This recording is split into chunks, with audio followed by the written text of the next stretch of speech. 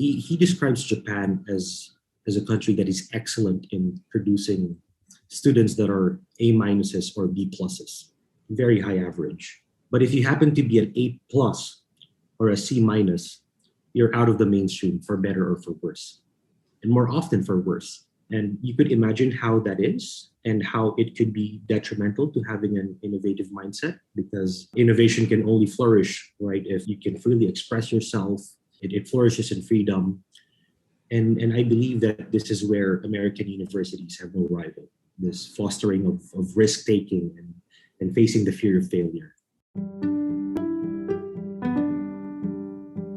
こんにちは皆さん。ビジネス Success Japan のポッドキャストへようこそ。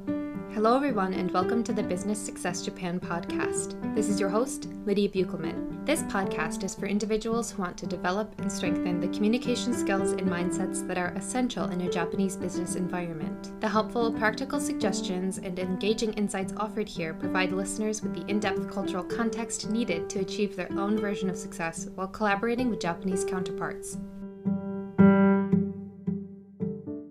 In today's episode, I get to share a conversation with Francis Pacheco, a native of the Philippines, who migrated to Queens in New York City back in 2009. His work with the agency GMI POST has involved creating and publishing investment guides of the Council on Foreign Relations in New York City and the Japan Times, which is Japan's oldest and largest English-language daily newspaper. His work under GMI POST allows him to travel the world, and so far he has covered 23 geographies from South America to Central Asia, interviewing and gaining insights from different Japanese and non-Japanese business decision makers for the Japan Times.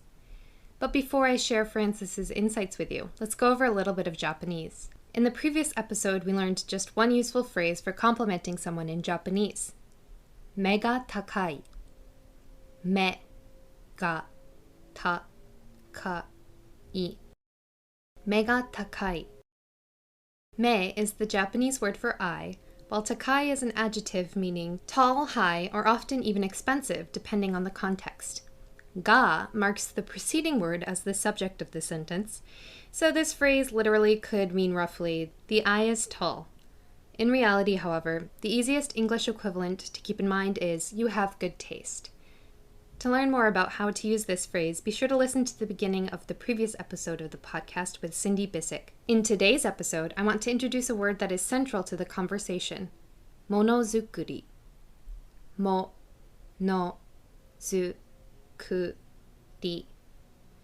Monozukuri.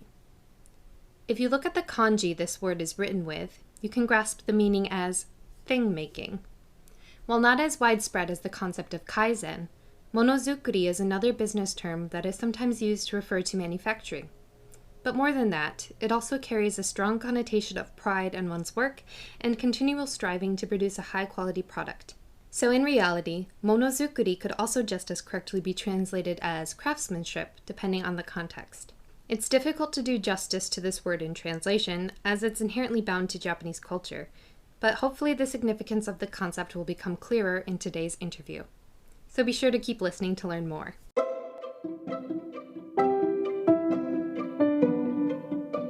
Just one more note before we officially get into today's interview. If you're enjoying the podcast and want to help keep the content flowing, please consider doing one of three things. If you haven't already, please go ahead and follow or subscribe on whatever platform you're using. And consider leaving a review if you're on Apple Podcasts to help the podcast reach new listeners who could benefit from the information shared here. If you have a favorite episode, please go ahead and share it with a friend or colleague who you think would enjoy it. And if you would like to help make sure that I stay well caffeinated enough to keep putting together these podcasts, please consider offering financial support at the podcast's new Ko-fi page. You can find the link to do so in the description of the episode. Thanks so much in advance, and let's get into today's conversation. Hi, Lydia. Thank you again. It's an honor to be on your podcast. I'm very humbled by it and I'm honored. So thank you once again. So my name is Francis Pacheco, and I have been working with GMI POST since 2015. And GMI POST is a Hong Kong-based media partner of media organizations like the Japan Times. And I was born and raised in the Philippines, and I moved to Queens in New York City to complete my undergraduate studies in philosophy. And at one point, I was actually studying for the Roman Catholic priesthood. But I realized eventually that the religious life was really not the path I was meant to take. And I was even told that I had been concerning myself too much with worldly matters. And so I guess I took it as a sign that I should be working with a daily newspaper. So here I am. It sounds like it's a good fit if that was what was keeping you out of the priesthood. So can you tell us a little bit about your history with Japan more specifically? Right. So the bulk of my work consists of my team and I. We normally stay in a country for 3 months at a time, and we explore the business ties that that country has with Japan. And our work is then published on the Japan Times. Of course, it goes without saying that the additional fun of the work consists in interacting with the local culture and the people, and really just getting to know the country on a grassroots level. And for my work with GMI Post and with the Japan Times, I've been assigned to some regions like Japan, of course. I've lived and stayed there for quite some time. I've also been assigned to countries in South America where there are huge Japanese populations, like Peru, for example, and even countries where the Japanese population is not really that big, like Bolivia, Ecuador, and Uruguay. I've also been assigned to countries in Central Asia, Southeast Asia, and 32 out, and I've also been to about 32 out of the 48 contiguous states in the US. And specifically about Japan, I was given the privilege to visit 18 prefectures and walk around the factories and interact with Japanese executives. And despite the fact that everything can be Googled nowadays, we still see the importance of visiting the actual place, really in order to get the entire picture and observe it in real time. And I guess anyone familiar with Japanese management practice would call this the Genchi Genbutsu, right? Or going to the real place. And that's what we do. So then what is kind of the mission of the work that you're doing at your current position? Okay, so as we speak, my team and I are preparing a report on taxes for the Japan Times. And actually, if it weren't for COVID, we would have been at the actual place, in this case, Texas. But the pandemic situation in Asia is not yet at the level where we want it to be. And so we're conducting our work via Zoom. And this is actually my second time covering the state of Texas. The first was back in 2018. And at the time, we were writing about the recent relocations of Japanese US headquarters, like Toyota and Kubota from California to Dallas. But really, on a more general level, our work consists of surveying and identifying key actors in the interaction between specific US states and Japan. And if you may ask, who would be these key actors, for example? But we can divide really the stakeholders into two groups. So on the one hand, there are, of course, the Japanese companies that have set up shop in the US.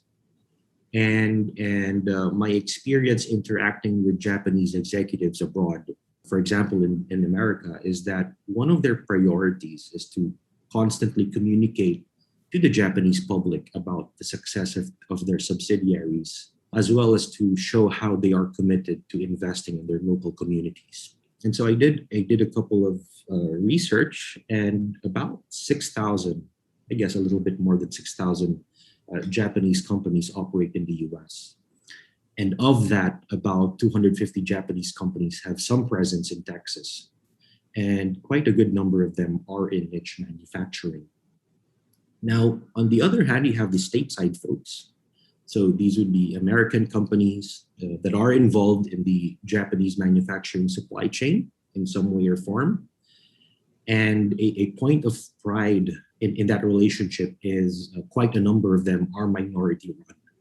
So it's very progressive in that sense. You also have the various state level and county level economic development communities, of course, whose job is to attract Japanese corporate relocations from Japan or even from other states in the US to their own locality. And lastly, there's also stakeholders from the education sector, so mainly US universities. And so aside from the usual undergraduate programs that normally exist between the two groups, a lot of Japanese companies have been collaborating with US universities for their R&D and workforce needs. Those are normally the three groups that we cover. So then can you dig in a little bit more on Japanese niche manufacturing specifically? Sure thing. But given the limitation of time, just allow me to simply paint the picture in very broad strokes. But in a nutshell, Japanese manufacturing or German or American niche manufacturing, for that matter, would be the production of components that eventually go into consumer products like phones or cars. But oftentimes, it's also the production of capital equipment that companies sell to very select companies. So one example of Japanese niche manufacturing would be the production of machines that are needed to manufacture other types of machines. But a uniquely Japanese type of niche manufacturing could be encapsulated in the word monozukuri. And roughly translated in English, it would be craftsmanship or the art of making things. So in this sense, the hallmark of Japanese niche manufacturing is that they move in very small markets, but these companies have an overwhelming share of the market space. Some companies have 50% of the market share in the world, and 50 Japanese companies in this very niche areas even hold 100% market share across the world. So very, very impressive in that sense. But also, these Japanese companies form a very tight-knit network of suppliers whose relationships go back for decades. And in the West, the word monozukuri may not have the cultural cachet, for example, that Kaizen has. Everyone knows Kaizen. But nonetheless, monozukuri is very important. And it's a philosophy that informs and influences the Japanese way of production. And like almost anything Japanese, it's a very old concept. And it even predates Japan's rapid industrialization more than 100 years ago. And admittedly, niche manufacturing, in the eyes of consumers at least, you could say is unsexy, or maybe it lacks the oomph that Tesla, for example, or Apple's products would evoke. But in my Monozukuri tour of Japan, I succinctly remember a couple that really gave off that wow factor. So one company is called Nitoku, and the company is headquartered in Saitama, which is just north of Tokyo. And among its product line, Nitoku manufactures tiny little springs or coils that eventually make their way into our phones. And when I asked the CEO, so really, well, what do these springs or coils do? And he said that they're the ones responsible for the vibration of the phone when the alarm clock goes off. And another company based in Yokohama, this one is particularly memorable because upon arriving at their office, my team and I were served sushi and sashimi.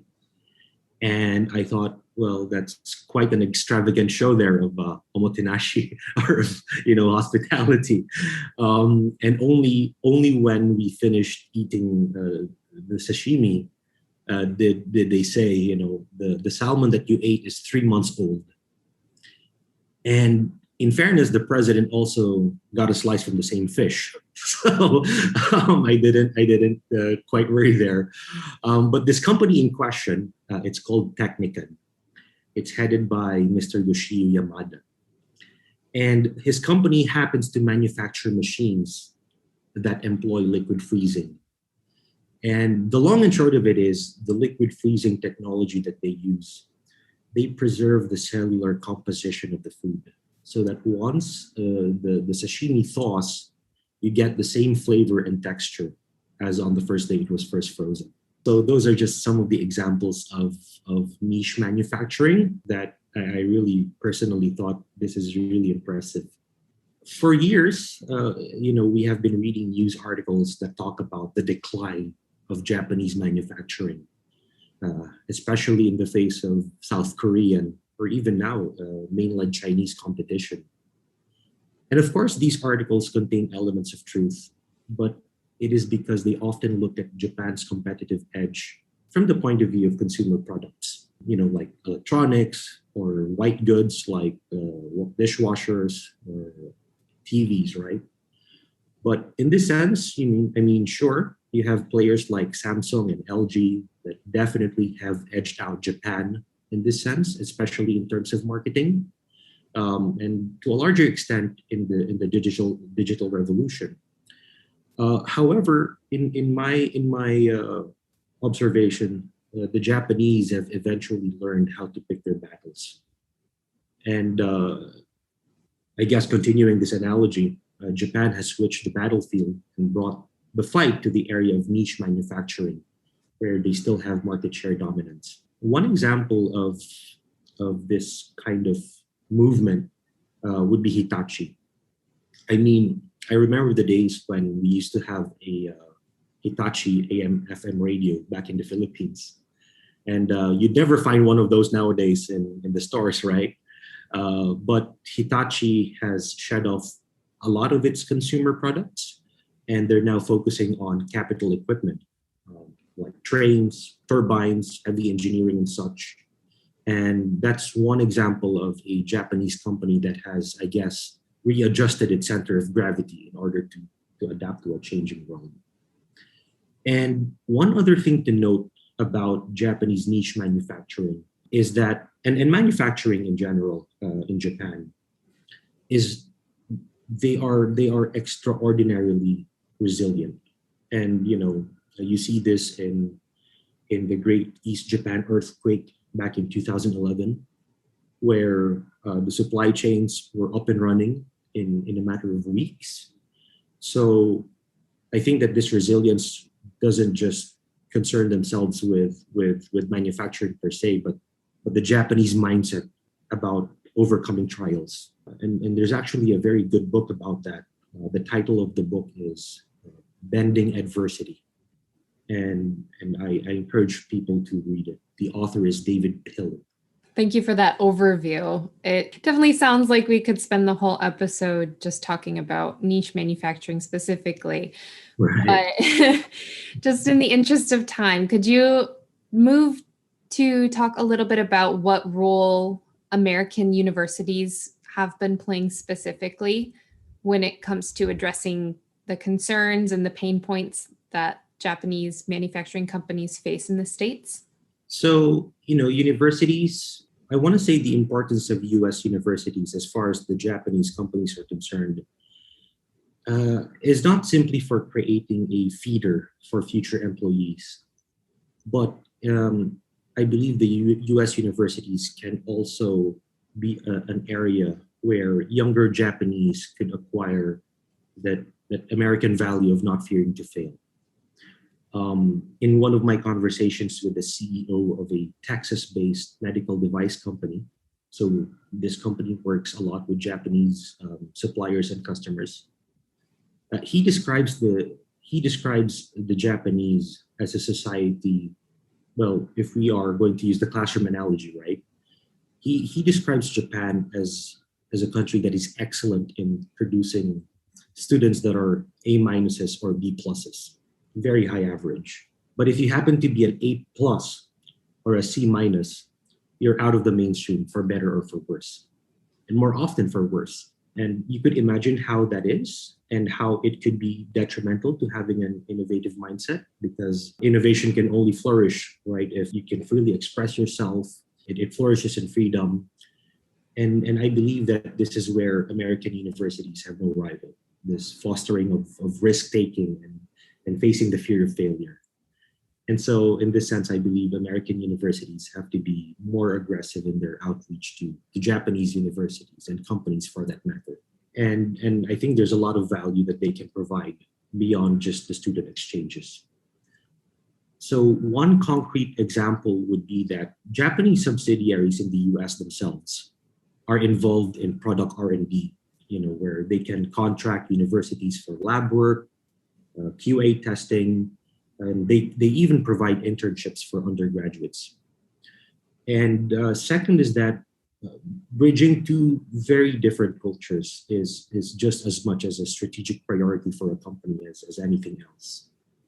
Because without a culture fit, it would be hard to implement things.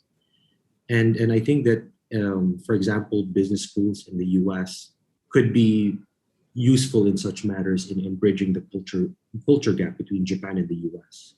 And as a matter of fact, the ASU's Thunderbird School of Management, or Thunderbird School of Global Management, has an extensive alumni network in Japan.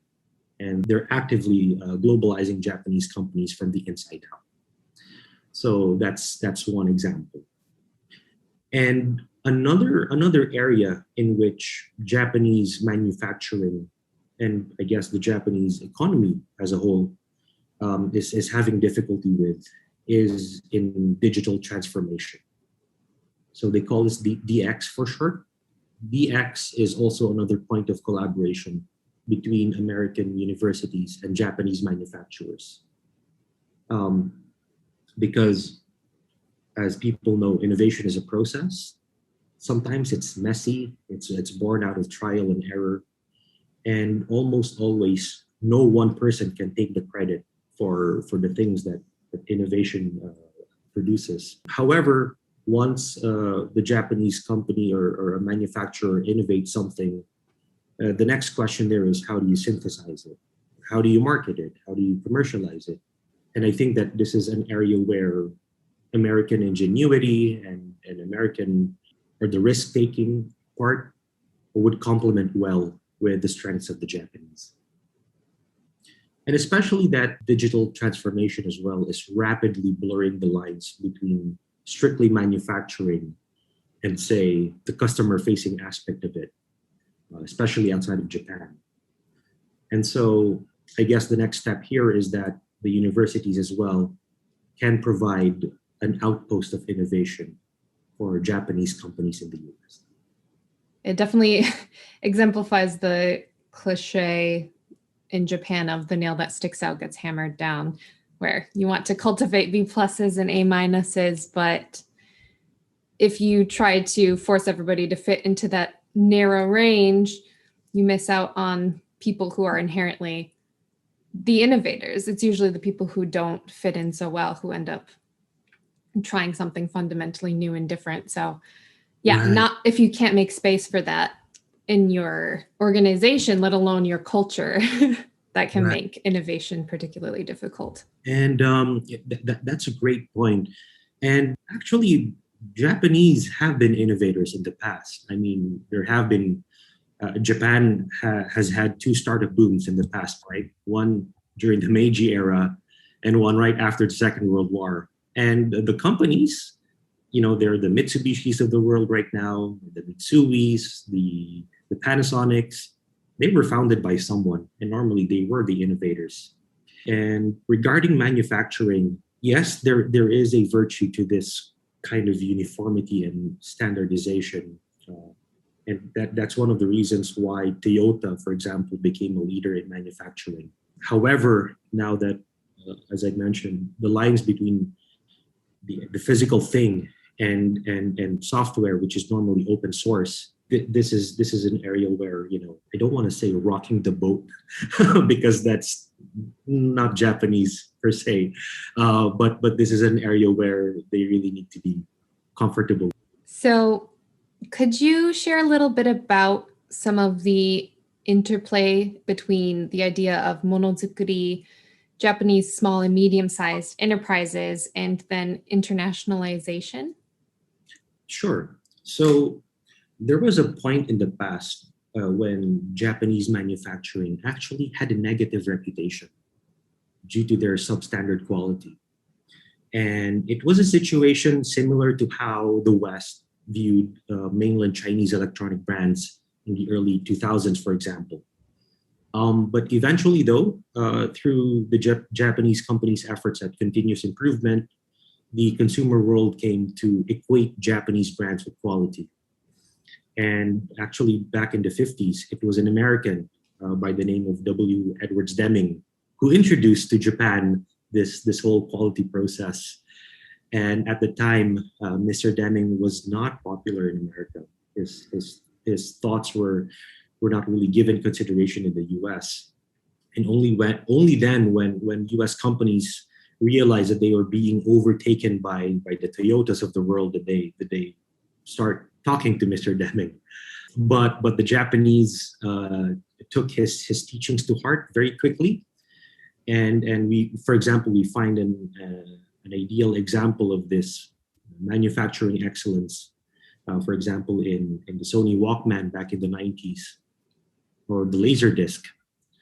I remember I was 3 years old when the Laserdisc was really in vogue. That shows my age, sorry. But the exciting thing about Japan, despite their problems back home, is that these Japanese small and medium-sized manufacturing companies are basically venturing out from Japan and are starting to establish themselves in Southeast Asia and in the US primarily.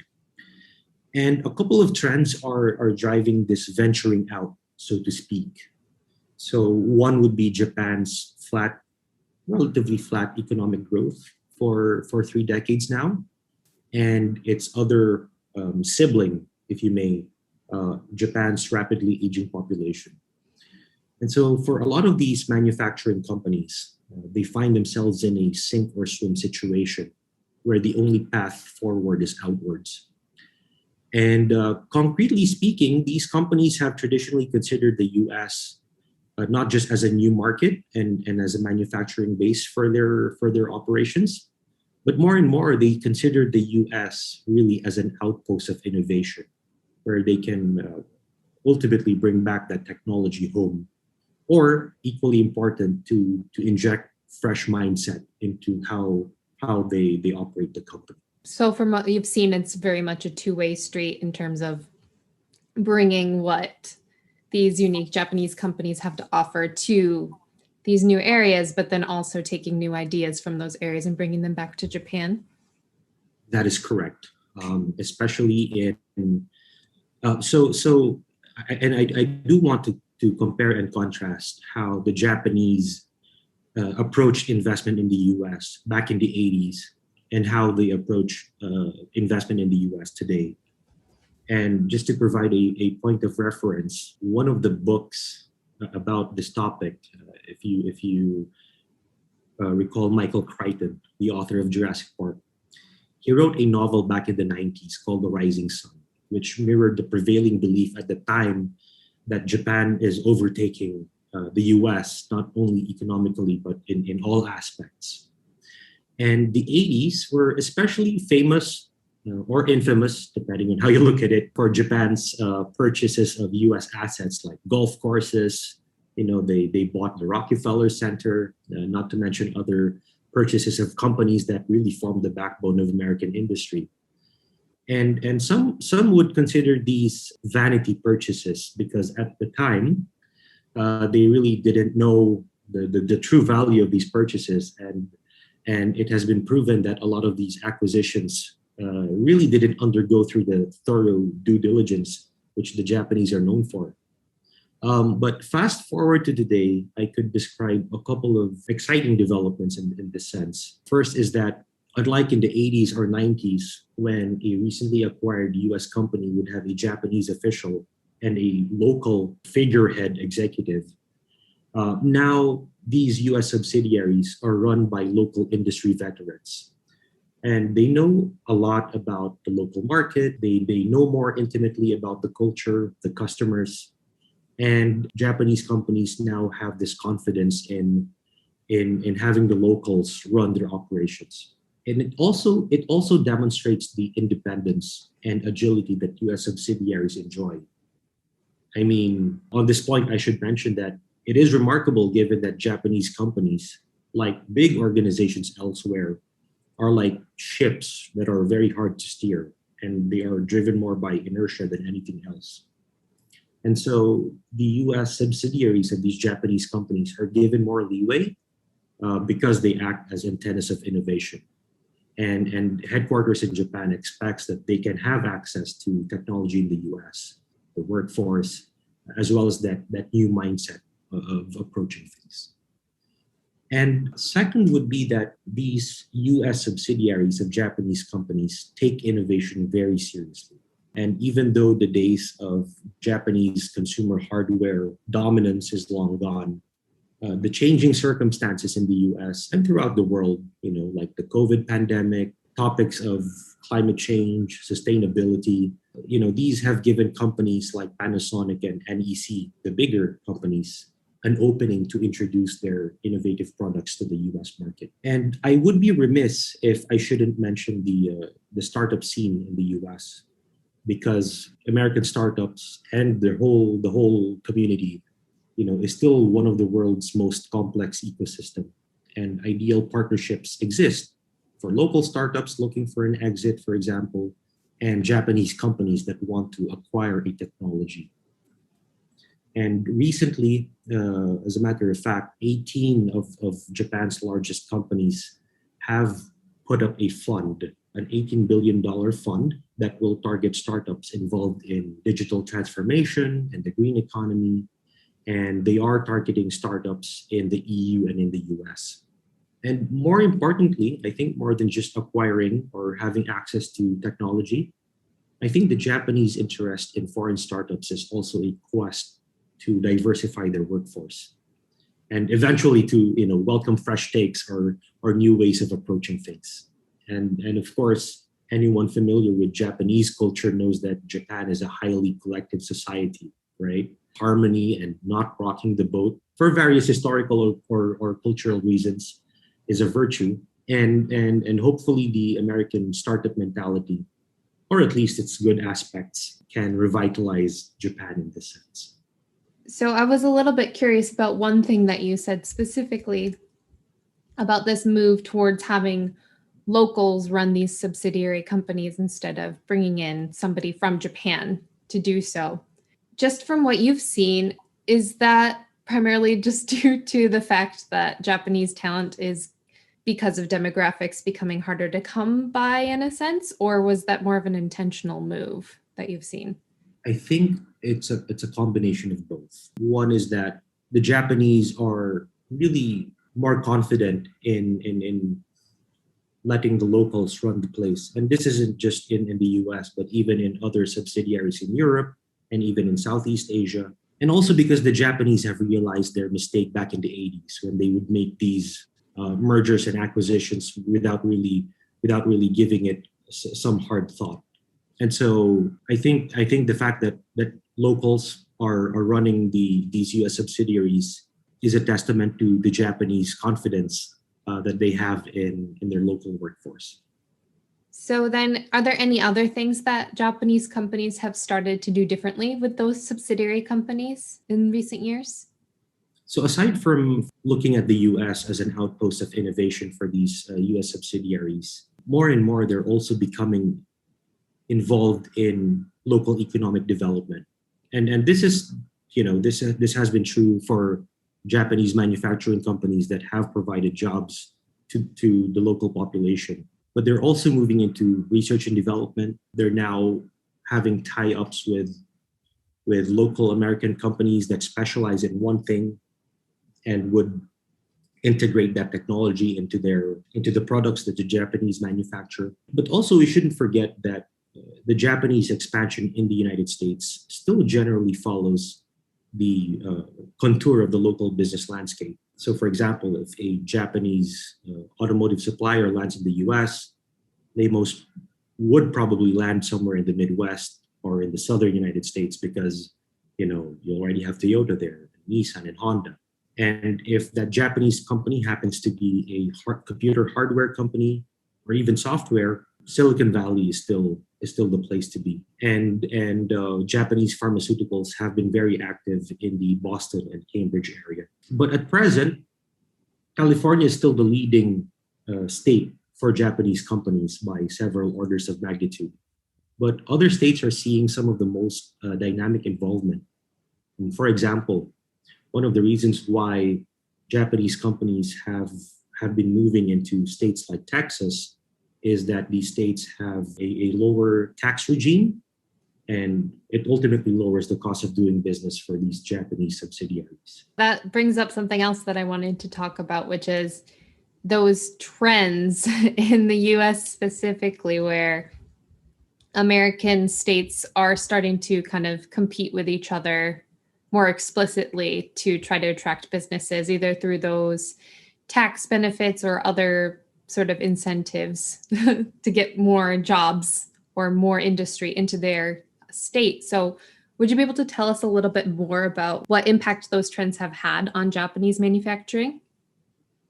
Right. So in the example of one company that moved its headquarters from California to Texas is Kubota. And in my conversation with the Kubota CEO, Mr. Masato Yoshikawa, he said that the move to Texas was a response to Kubota's rapid growth in the US. And moving to Texas was a way for them to get closer to their customers, because the bulk of whom are in the heartland, because they sell tractors. But aside from just simply selling and distributing goods, one other example of how Japanese investment is helping revitalize the U.S. is in the state of Colorado. So, for instance, Panasonic is developing America's first smart city, which is a strip of land near or beside Denver International Airport. And they see these states that are generally large and huge swaths of land with a lot of empty space. They see this as a testing ground for new technologies. And another example I see is in the state of Alabama, where Toyota and Mazda have built a new factory. And this is in the Huntsville metro area, north of the state. And what's interesting about this is the factory will not only generate jobs for the local people, but it will also bring in some 400 Japanese employees from Japan to Huntsville. So I think that will be quite a change of culture there for the Japanese. But flipping the narrative the other way, Japanese relocation trends are also influencing the local community. So for instance, before the move of Japanese regional headquarters like Toyota and Kubota in Dallas, there was no Mitsuwa market, or this Japanese mega grocery store. So Mitsuwa is just found in the East Coast or in California, and now they're in Dallas. So that's interesting. And also, I think one of the most interesting things, and in my opinion at least, is that the US may finally be having their own bullet train. And this bullet train will connect Houston and Dallas. And, I can only imagine how much that will connect, well, not only physically, but also the Japanese and the Americans. So I think that's very exciting. It does sound like a lot of exciting trends that are going on in kind of unexpected areas of the United States. Because like you said, we usually associate those things with California, for example. Right. So that move to kind of off the beaten path or unexpected areas of the United States, has that had any impact on the companies back in Japan? I think it will. I think that when a Japanese big manufacturer like Mazda and Toyota establish themselves in Alabama, other Japanese suppliers would follow. And this is very typical because the Japanese are very tight-knit and they do business by association. And so, for example, in the startup scene, they would use the word ecosystem to describe an entire community of companies working together. In the manufacturing space, they would call it an automotive corridor, where a Japanese company would be in one end of the interstate, and then that interstate would be lined up with numerous Japanese suppliers supplying that one company. And yes, this is a trend that I'm seeing as well, that whenever there is a new Japanese manufacturer in a new state, they're suppliers from Japan. would begin to set up shop in that state as well. So it's a virtuous cycle of job creation and creating value. Have you noticed any other impacts that this move from the more traditional, or at least the stereotypical areas in the United States to those more remote areas has had on the host culture, besides, of course, bringing in jobs, bringing in expats, and then even bringing in new grocery stores? Have there been any other changes? Yes. So one of the things I learned in my conversations with not only U.S. universities, but even U.S. colleges and vocational schools, is that these Japanese companies approach them for internships. And in the US, there is this huge, focus on STEM courses, science, tech, engineering, mathematics. And the fact that these Japanese companies are in engineering, are in manufacturing, they have provided a lot of opportunities for high school kids to build their careers by interning or by apprenticing for these Japanese companies. So I think the benefit here is not really just on a macro scale, where it obviously brings a lot of jobs, but it also impacts the local communities in very real ways. Yeah, it'll definitely be interesting to see how that changes. I had a previous guest on the podcast who talked about, I don't know if she mentioned it during the interview, but she is involved in a Japanese language immersion program, which used to be common in the 80s and recently has kind of been overtaken by Mandarin immersion or Spanish immersion classes, none of which is wrong. It's just a big shift from kind of what we tended to see in the roaring 80s in Japan. So yeah, it'll be interesting to see if that sort of trend comes back in these more rural parts of the United States. Right. And I really believe that they're missing out on a lot. Students, if they don't learn Nihongo, because and I know that workforce, the shortage of workforce has been an ongoing topic in the U.S. even before the pandemic. But the Japanese companies are in the same boat as with the other local companies, in that there really is a shortage of workforce. And so I think that this knowledge of Nihongo for students would be very helpful and, to be quite honest, lucrative if they happen to work with a Japanese company in the US. Mm-hmm, definitely. Just moving on a little bit, you mentioned before that you've lived in Japan for a certain amount of time as well. So do you have any personal examples of a communication breakdown that you experienced due to differences in culture? Right. So this one, I specifically remember when I was still new in Japan. I was in a meeting with a Japanese company that manufactures drilling machines. And even though I knew beforehand that they spoke and understood English, and that I would be facing a panel of 4 or 5 other Japanese in one room, very typical of Japanese meetings, right? I really didn't understand at the time about the process and the unwritten rules of Japanese meetings. And so during the meeting, I tried to get everyone involved by asking each of them questions. And I noticed they were all looking at the CEO and they weren't sure what to say. So it was only after the meeting that my colleague, who was more senior than me, he told me that, you only were supposed to talk to the head, and the others were there just to simply provide notes or information to the CEO. So yeah, but they know that I'm a foreigner, so I think they gave me a pass on that.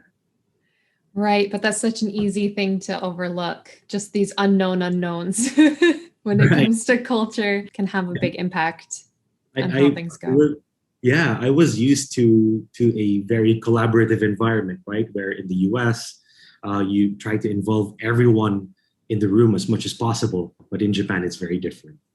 Right. In the US, it would be offensive in a way to literally only be speaking to one person the whole time. Your approach definitely makes sense in a more international outlook. Yeah. Yes. So then if you were chatting with somebody who was going to Japan for business specifically, and they really didn't know anything about Japan, but you only had time to really teach them one thing about the country ahead of time, what would you choose to tell them about? On a very practical level, I found out that the Japanese very highly appreciate if you compliment them on how it was easy to find their office, or that the ride to their office was a pleasant experience. I really don't know, but they highly appreciate this. Kind of like a small talk before we get into business, talking about, how are things. And I found that instead of talking about the weather, talking about how easy it was to find their office was something that the Japanese really liked. That's a good one. Yeah. Yeah. And I guess on a more serious level, right, I would advise that person to not really be caught up with the stereotype of the Japanese, because after all, they're humans, as we all are, and that the focus on business meetings should still be on the value that you provide. And of course, the ceremonials and the protocols, all that could be learned on the plane. However, my advice would be to not be caught up with the stereotypes and still be yourself. Mm-hmm. Yeah. So that brings up a couple of important things. One, just the importance of small talk in Japanese business culture. But I hadn't heard about complimenting the area. That's something I'll definitely have to look into more. Yeah. Yeah. So is there anything that we didn't get to really discuss today? I know that we covered a lot of ground. So is there anything that we missed that you would like to quickly say before we wrap things up for today? Well, I just want to thank you again for this work that you're doing. I think that more people should be more aware of how Japan matters for the U.S. Mm-hmm. Yeah, especially in recent years, it can be very easy to overlook how significant Japan still is, just because you can look at issues or opportunities abroad. And there are countries that get a lot more attention than others. And Japan is definitely one that's been slipping under the radar in recent years, to say the least. So I would definitely agree with that. Thank you. I hope that you enjoyed today's conversation, and please be sure to check out the links in the description of this episode to learn more about Francis Pacheco and learn more about GMI POST. If you enjoyed today's episode, go ahead and share it with a friend, colleague, or connection on LinkedIn to help spread the perspectives and information shared in the podcast. And please remember to go ahead and subscribe or follow on whatever platform you are using, and also leave a rating and review if you enjoy the podcast. If you would like to support the podcast financially, please check out my link to the new coffee page to keep me well caffeinated and making content. As always, feel free to email me at businesssuccessjapan@gmail.com, all one word, all lowercase, if you have any other questions, comments, or suggestions for future episodes or interview topics. Also, be sure to reach out if you would like to contribute as a guest on the podcast to share your own cultural insights into doing business in Japan. I'd love to hear from you directly, so if you'd like to leave a voice message, you can find a link to do so in the description as well. But for now, remember that the more you learn, the more confident you will become as you explore all of the opportunities Japan has to offer you. Until next time, mata kondo.